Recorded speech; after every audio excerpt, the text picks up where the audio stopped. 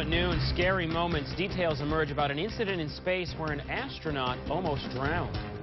And onward, the president continues his bus tour of central New York with a stop in Binghamton today.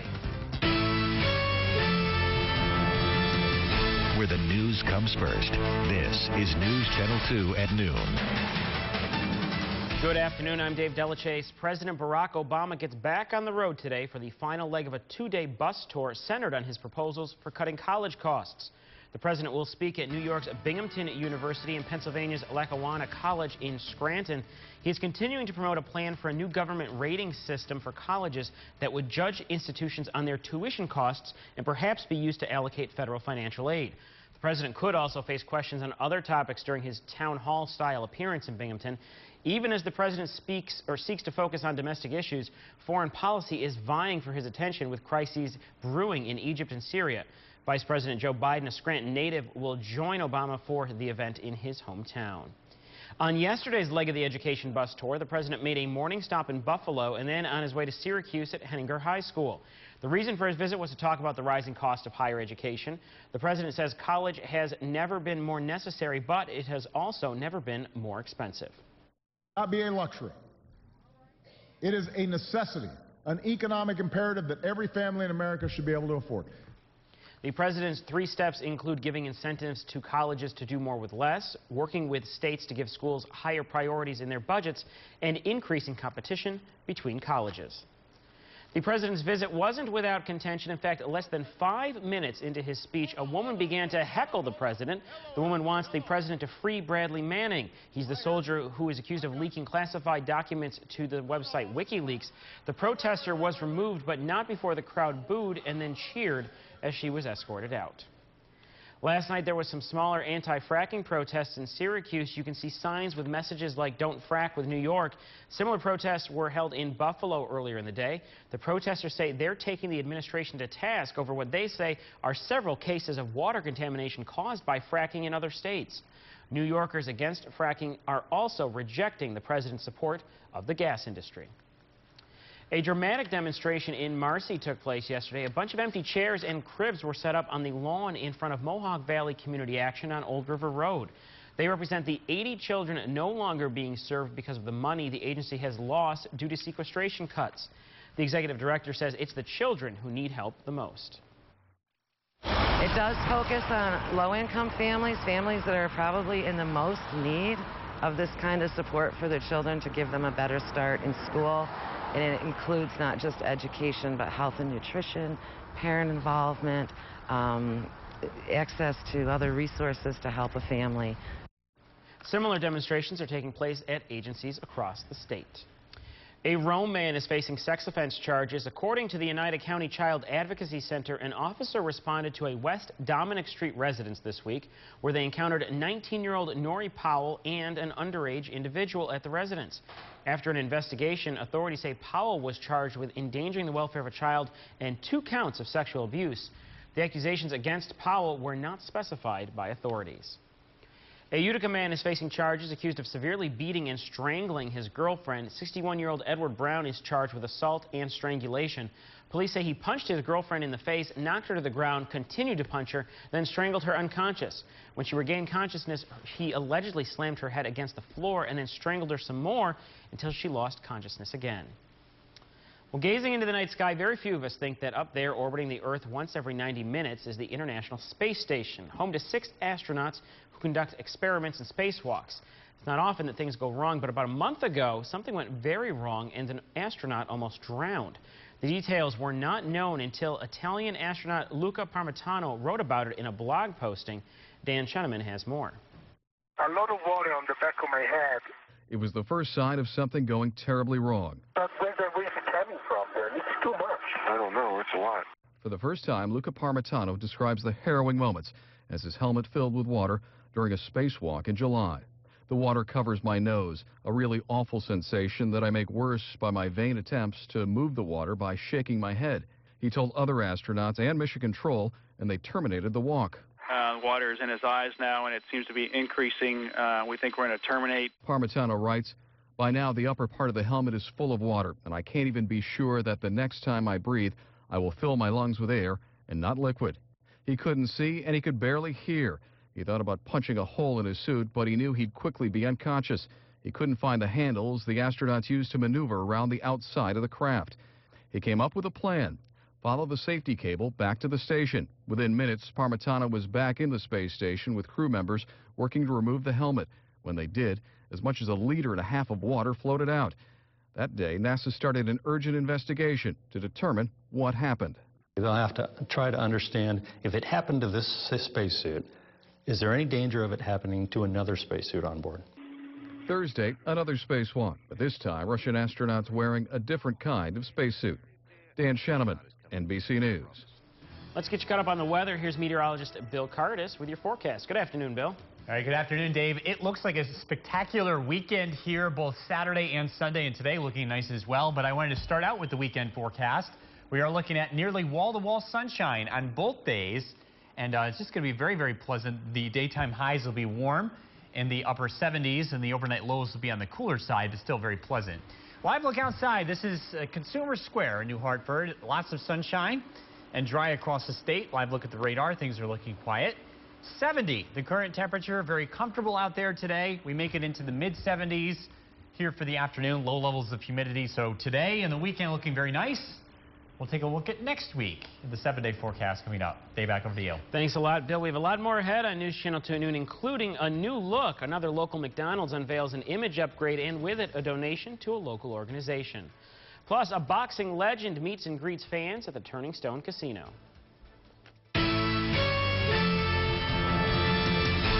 You're watching News Channel 2 at noon with Dave Dellecese and Storm Tracker 2 meteorologist Bill Kardas. News Channel 2, where the news comes first.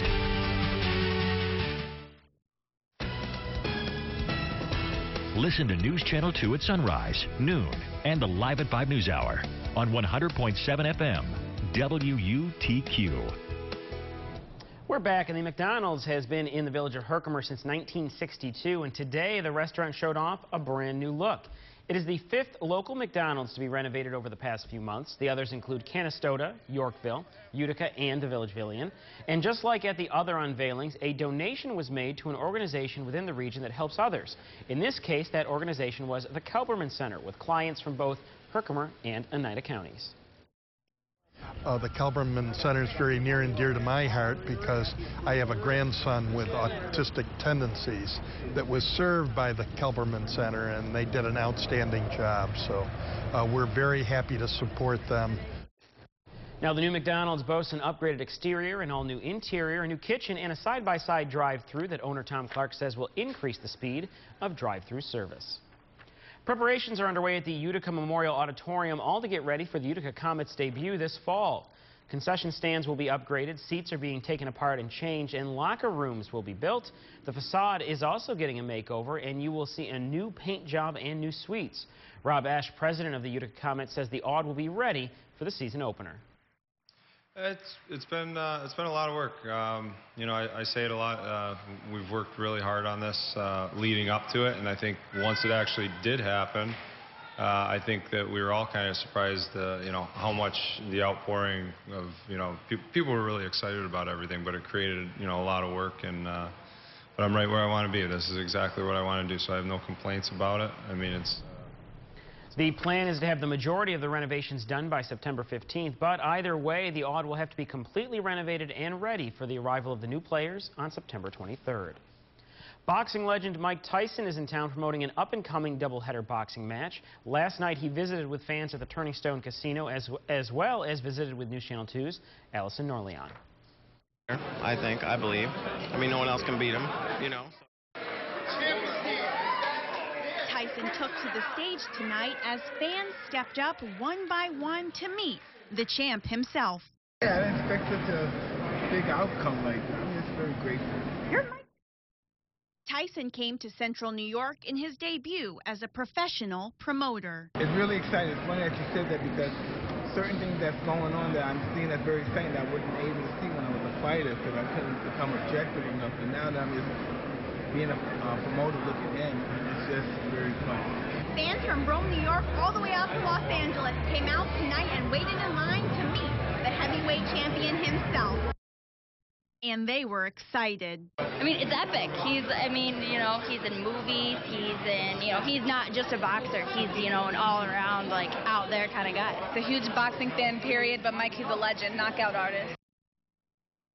And although fans were nervous to meet him, he was feeling just as timid. Like I said before, I'm just very grateful that I'm able to do this.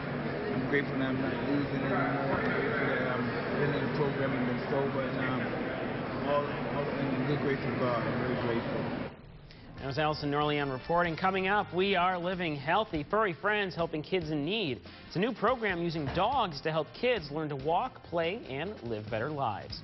And News Talk is coming up today. Attorney Mark Wahlberg joins us to talk about things you may not know about your wills, especially involving young children. But first, a quick check of the weather with Bill Kardas. Looks like almost a picture-perfect weekend here across central New York. All the details coming up. Now, Storm Tracker 2 weather with meteorologist Bill Kardas. Well, we are running out of summer, but it looks like we've got a lot of nice weather to go around. Let's take a look at the travel cast. If you happen to pick this weekend to get away and enjoy the great outdoors, or maybe you're going to the New York State Fair, or maybe a trip to the city, it looks nice weather-wise. Kind of warm down near the coast. Boston 82, New York City up to 88 today, but the rest of the area looking nice and dry and sunny. New York State Fair looks beautiful too, partly sunny and pleasant, 73 to 78, very comfortable day to be outside for most of the day. Also another place to be is Old Forge, the Adirondacks, a little bit cooler, a little more fall-like up here compared to the valley, but still very nice. This is the look at Old Forge and Old Forge Pond, partly sunny skies.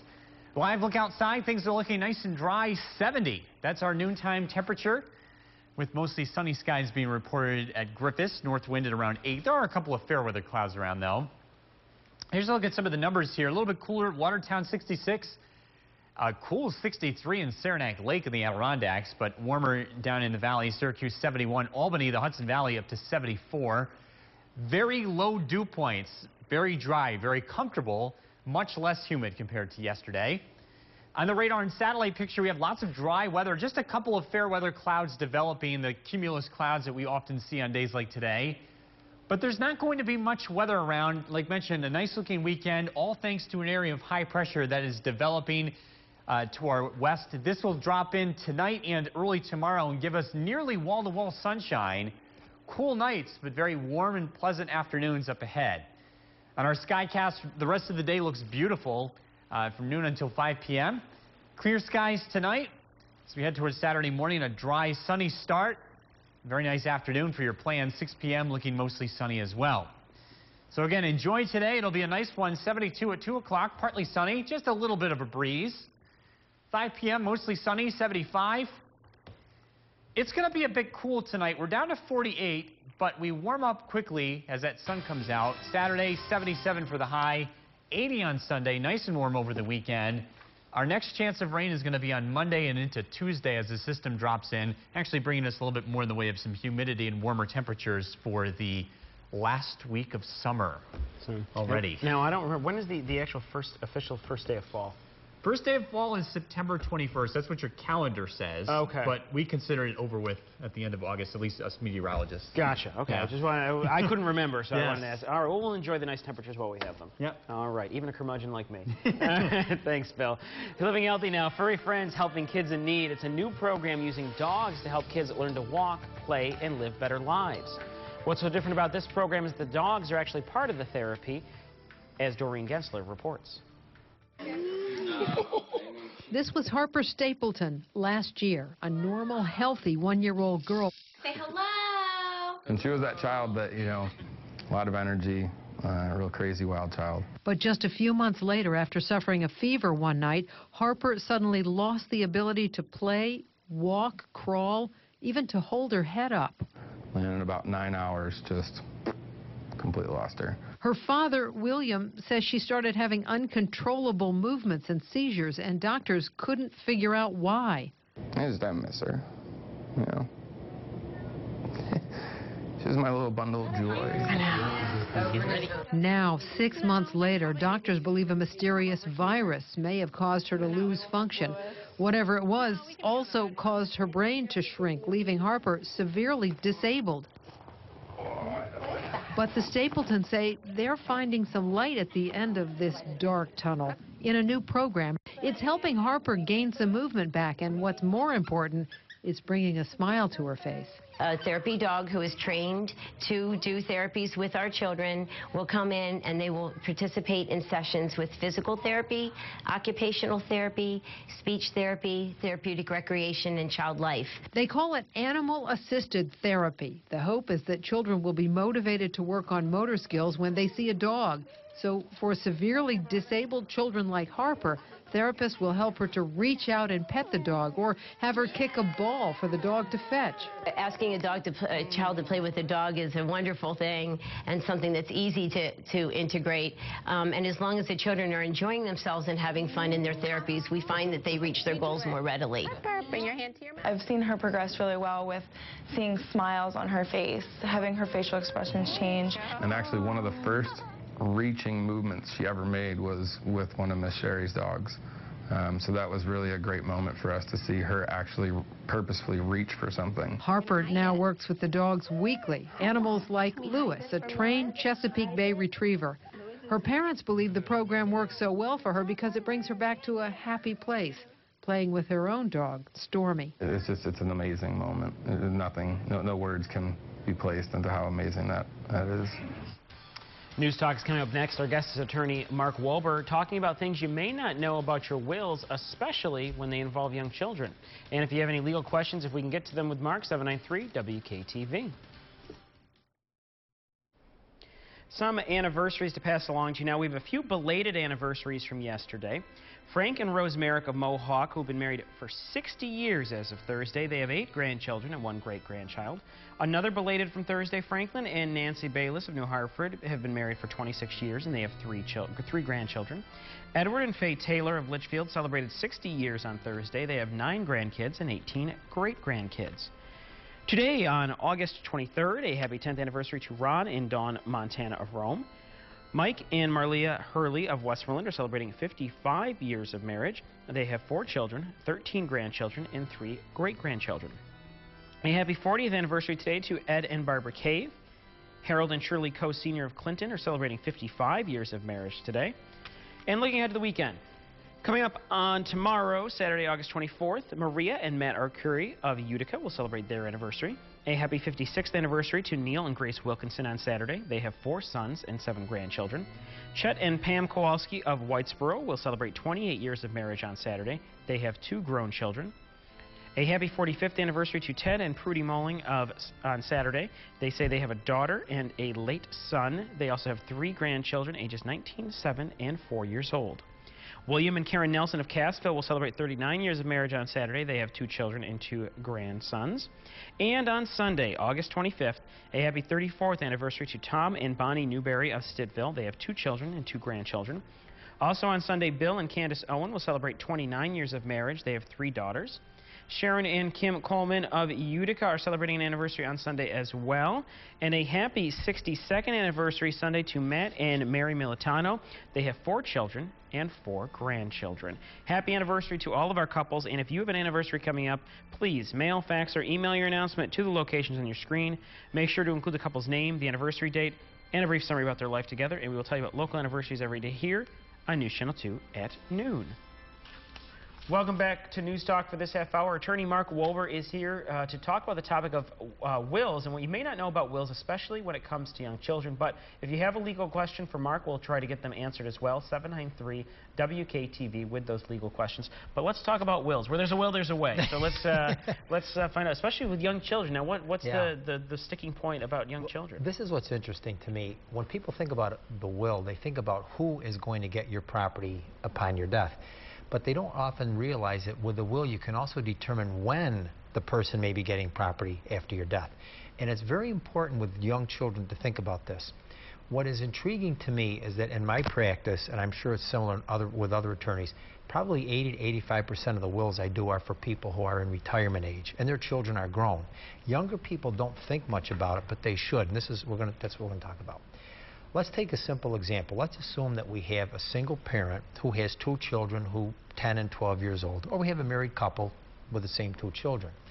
And in the case of the single parent has died, or with a couple, they have both died. So now all their assets will go to their 2 children. And most people would say, well, that's what I would want to have happen anyway. So the 2 children get whatever their parent had at the time of death. And it would be divided equally between them.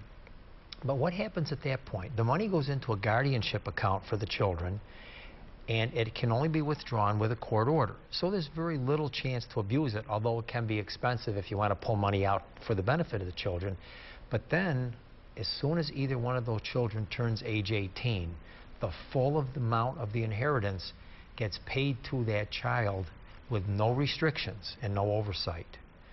And in many cases, you find 18-year-olds who will come into a substantial sum of money, and that is not beneficial for them in the long run. One of the things that we know is that people's brains develop at different rates, and the portion of the brain that deals with the consideration of future consequences of present actions doesn't develop until people are in their mid-20s. So by leaving someone at the age of 18 a substantial amount of money, it's less likely that they're going to do prudent things with that than maybe when they're older. So what you can do with a will is when you make your will, you can leave your assets to your 2 children, which is what you're going to want. But instead of just leaving it to them, you would say, we leave it in trust. And it's to stay in trust until they're, say, age 25. That's the most popular age that people seem to pick. From the time of the parent's death until the children are 25, there's a trustee appointed who can use the money as the trustee thinks is appropriate for the needs of the children, to pay perhaps for orthodontic work, maybe school trips, maybe some tuition for some college classes. And then when the child's 25, you turn it over to them. And you've got a much better chance of a 25-year-old properly handling money than an 18-year-old. Gotcha. And I know that I've spoken to some college classes, and I've asked the students, how many of you think 18 is too young to come into a substantial sum of money? And almost all the students raise their hand, and they're almost all 18, 19 years old. Interesting. So they're saying, kind of we're too young. Yeah, we're saying, Yeah. we're too young. Don't put that responsibility on us. Now, another really interesting thing involves divorced people. Let's say you have a husband and wife get divorced. And then the husband, who is the father of 2 children, dies. So his assets get divided equally between his 2 children. Now let's assume one of those children dies without a will. Okay. Who inherits that child's property? And it is the parent, and in this case the mother, in this case the ex-spouse. Oh, okay. So a person, I'm going to use a husband and wife, but it's gender neutral.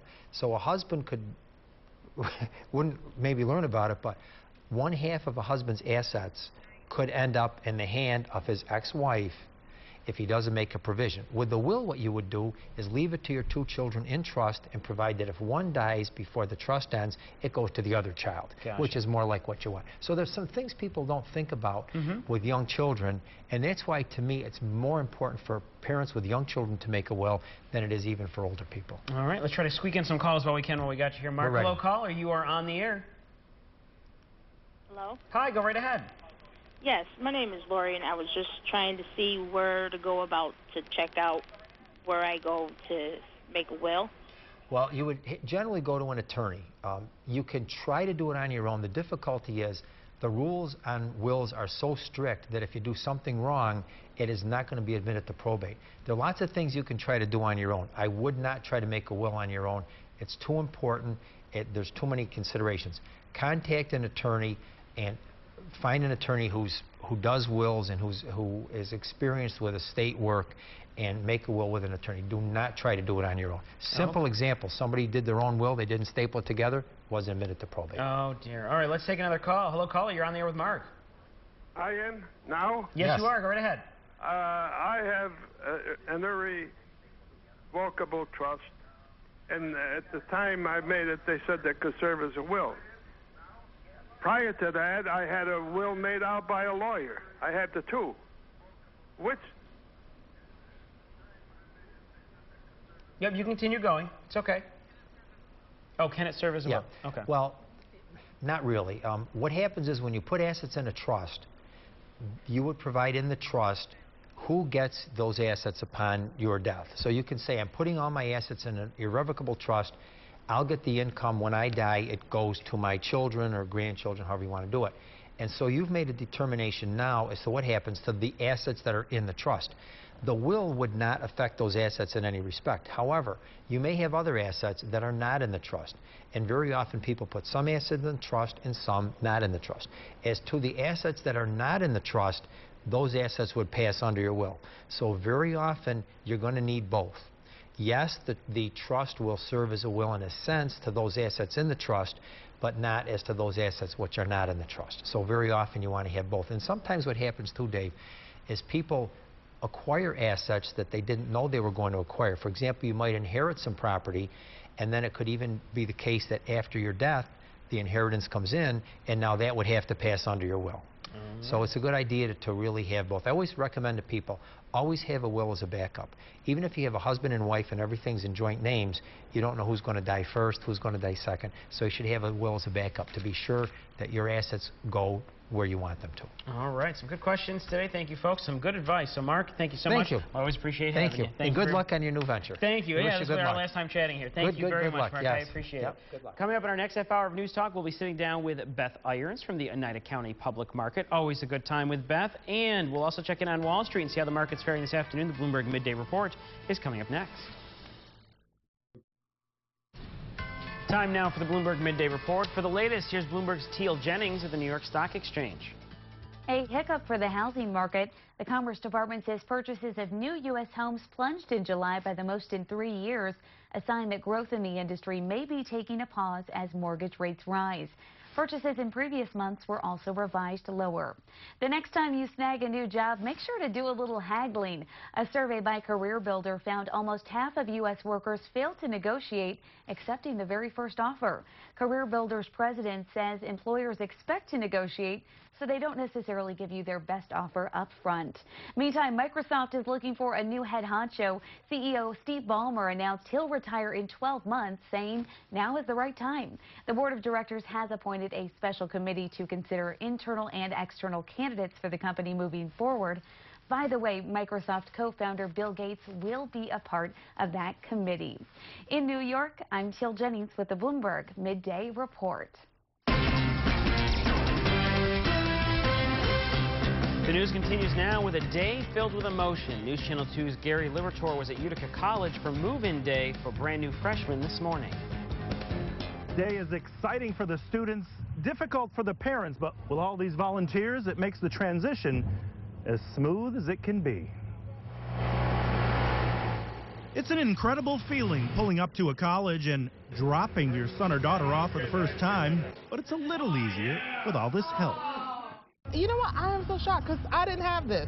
This is incredible. The whole operation, they're so efficient, and the students helping, this is incredible. I mean, incredible. I was really pretty surprised by that.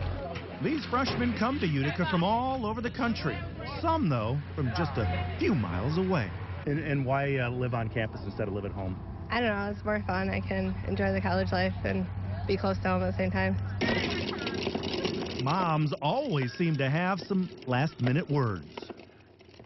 She better keep those grades up and do her own laundry. For all parents, this day is a mixed bag of emotions. It's extremely exciting. It makes me reminisce of my college days, so I'm like psyched for him.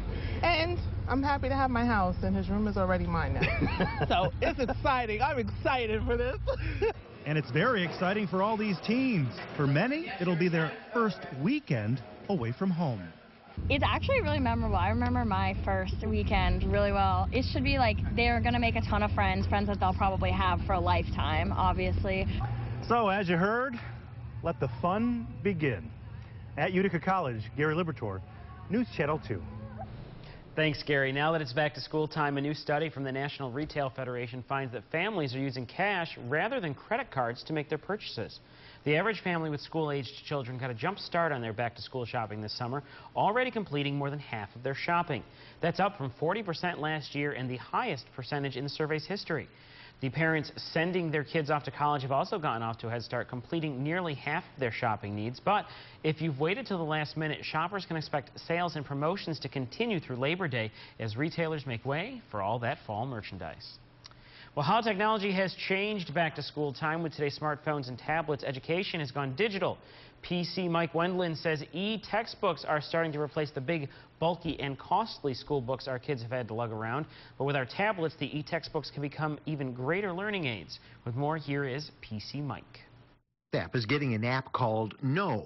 It works on all smartphones and tablet platforms, and it interfaces with best-selling e-textbooks on most subjects from K through 12 to college. Textbooks are downloaded to the app, and they start about $12.99 or so. Students can not only read the books, they can take notes with them, select and copy and paste, and then share the notes with other students. The e-textbooks often have instructional videos and animations, and students can even make flashcards or help plan and manage study time with the e-textbooks. All this sure beats carrying a heavy book bag. Well, you want more information about all this? I've made it easy for you. All you have to do is head over to my PC Mike Tech blog. There's my address right there on your screen. I've built in direct links to everything I just showed you. Till next time, I'm PC Mike Wendland for NBC News. Time for a first look at the weather in this half hour. Once again, here's meteorologist Bill Kardas. Good afternoon, Bill. Good afternoon, Dave. Happy Friday. A beautiful day here today across the area. I wanted to take a look over in Camden, where the price of gas is cheap and the weather is beautiful, and people are enjoying themselves. A lot of folks out and about here. The weekend is looking spectacular. Sunshine on Saturday and Sunday. Temperatures close to 80 degrees by Sunday afternoon. Our current temperature now is 70. Dew points low. The air is very comfortable, and we have a little bit of a north breeze bringing in some air across the border, some dry air from Canada. Your forecast for the afternoon, temperatures will get into the mid-70s. We'll stay dry. We'll stay sunny. And it looks like things are going to cool off pretty quickly here this evening. We'll look at the 7-day forecast coming up. Dave, back to you. Thanks a lot, Bill. Still ahead this half hour, our News Talk guest is Beth Irons from the Oneida County Public Market. But first, here's a look at last night's winning lottery numbers. The daily numbers, 130. The win 4, 7924, and the take 5, 3, 20, 25, 28, and 31. Good luck. Now, Storm Tracker 2 weather with meteorologist Bill Kardas. This is our best time of the year. If you're looking for sunshine, comfortable temperatures, low humidity, it's all the way filled through the forecast. And we usually get this kind of weather in late August into early September. The nicest part of the year, the most wonderful time of the year, at least weather-wise. Our trend is looking up over the next several days. Today will be the cooler of the next 3 or 4 days. We got up to 86 yesterday, which is the highest temperature we've seen for the month. Here in the valley. We'll be up to 83 again by Monday. Lots of sunshine to go with that too, both Saturday and Sunday. I'm expecting very pleasant weather here. A little cool during the overnights, but we'll take it. If you're heading down to the New York State Fair today, pleasant, sunny, 73 to 78. Live look outside, some fair weather clouds. Another look at Old Forge over the pond. A nice day, not too cool out there. You can still enjoy the water, maybe not for that long though. Live look outside on the radar picture. We are looking dry. 70 the current temperature, 57 the dew point. So the dew point is down quite a bit. The air is a lot drier compared to yesterday, and the wind coming in from the north at around 8 miles an hour. If you want to experience early fall, drive a little bit further north into the Adirondacks. Saranac Lake only 63 at this hour. So it is a little bit cooler up north today, a little bit cloudier too. Again, the air is very dry. As we can see on the radar and satellite picture, these clouds continue to push to the south, away from us. Further north and west, there is an area of high pressure that's developing, and this is going to serve as our weekend weather, and it's going to bring in plenty of sunshine as the air sinks over that system. It promotes clear skies and very comfortable temperatures, so that's what we'll be experiencing over the next several days. Noon until 5 p.m., just a few fair weather clouds. We stay dry here tonight and clear. Saturday, lots of sunshine in the morning, maybe a little bit of fog in the valley locations, but that goes away quick. We'll see plenty of sunshine throughout the day. Partly sunny at 2 o'clock, 72 degrees, 75 at 5, just a little bit of a breeze out there, but plenty of sun. Upper 40s tonight.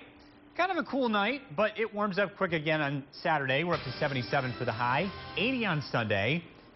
And as we look ahead to next week, it turns a bit more humid on Monday and Tuesday. The threat for some rain late Monday into early Tuesday. Those temperatures warm back up into the low to mid 80s. Dave, back over to you.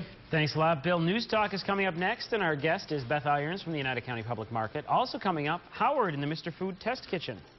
We're coming to the end of our Retro Diner Week, but we have a really sweet finish that you won't want to miss. We wrap up our week-long salute to diners today. We'll end it the same way most of us end any meal at a place like this, with dessert.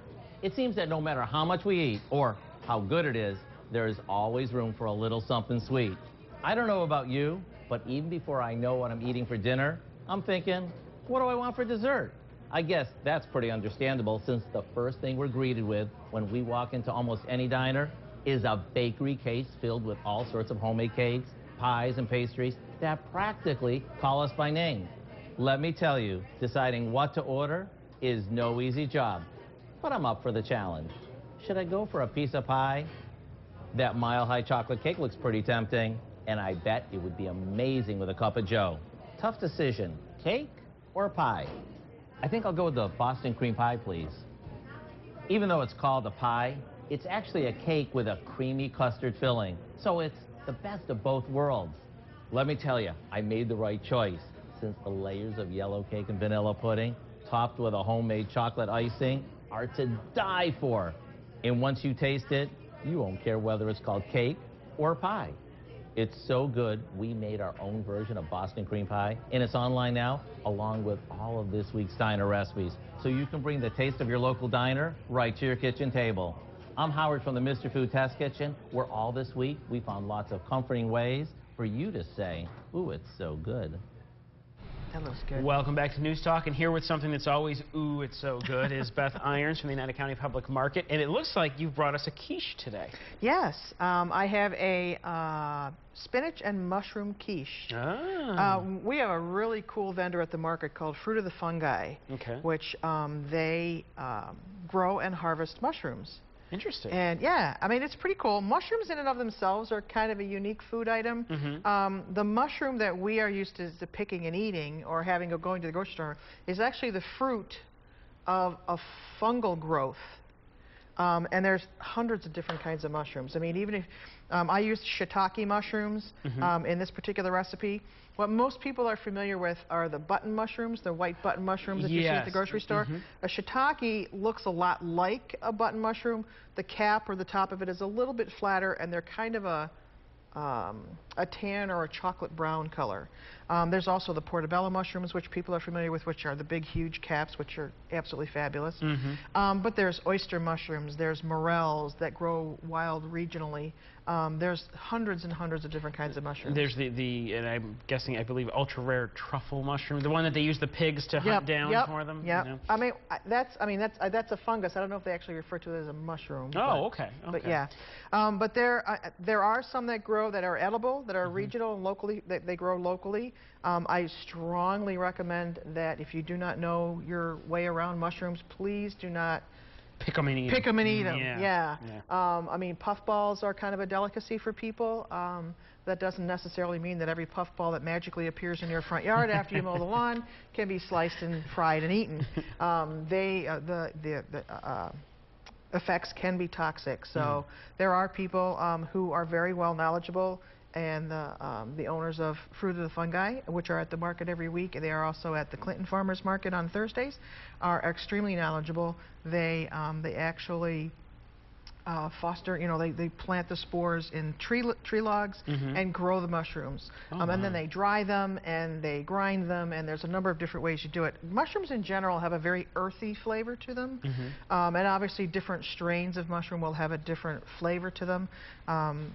Shiitakes, like I said, are one of the more common mushrooms that are cooked with quite a lot, and that's what I've used in this particular recipe. There's some shiitakes, there is baby spinach, some nice summer green scallions, some garlic, and I used whistling willow eggs, which I've used before in our recipes, and a little bit in the mix, and across the top when it was baking is a mixture of 3 Village cheese, Havarti, and Swedish Farmer cheese, which they're very much like a New York State sharp cheddar. One of the things I love about coming down to the market is and the fruit of the fungi is kind of an example of that. Is how these are people who specialize. Everybody kind of has their own thing, whether it's a vegetable vendor, a meat vendor, a bread vendor, baked goods, cheese, dairy products, gelato or poultry or things like that. It's just really neat because as you go, you know that you're not just getting something that's just kind of done amid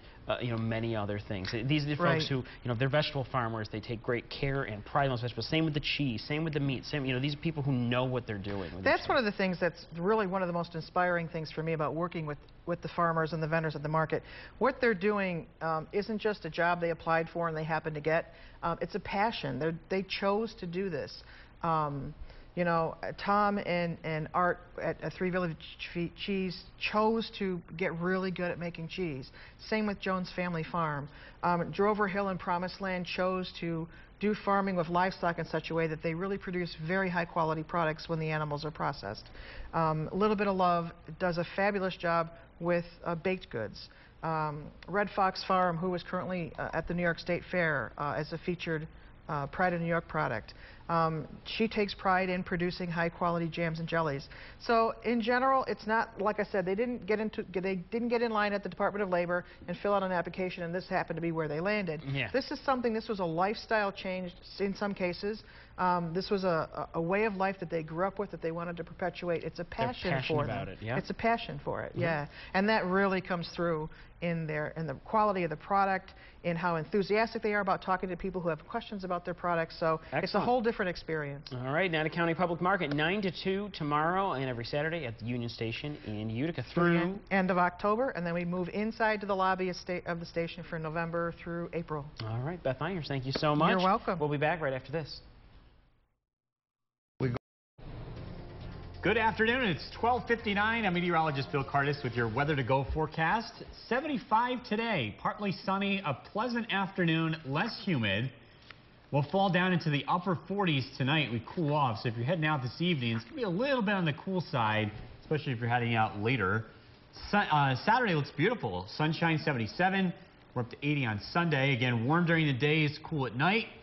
Next chance of rain not until Monday, late in the day. All right, we'll enjoy that sunshine while we got it. Thank you very much, Bill. Nice weekend. Yep. That'll do it for News Channel 2 at noon. From all of us here, have a good day.